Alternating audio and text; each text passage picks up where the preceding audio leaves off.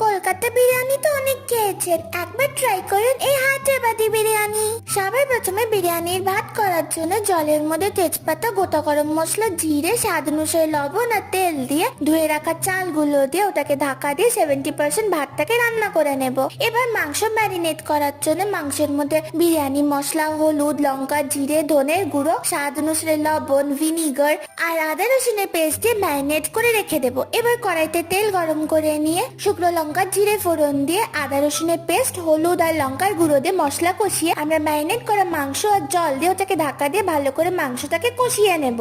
এবার বিরিয়ানি লেয়ারিং করার জন্য সবার প্রথমে তেজপাতা, ভাত, মাংস, পুদিনা পাতা কুচি, আবারও ভাত, আবারও পুদিনা পাতা কুচি, কেশর ভেজানো দুধ, বেরেস্তা, কেওড়ার জল, বিরিয়ানির মশলা দিয়ে ওটাকে ঢাকা দিয়ে 30 মিনিট রান্না করলে বিরিয়ানি একদম রেডি। ডেলি এরকমই টেস্টি রেসিপির জন্য কিন্তু চ্যানেলকে সাবস্ক্রাইব করতে হবে। Bye bye.